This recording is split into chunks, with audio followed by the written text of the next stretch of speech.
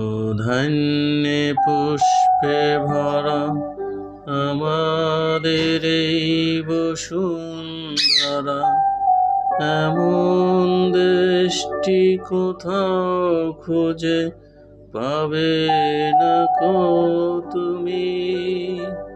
সকল দেশের রানী সেজে আমার জন্মভূমি।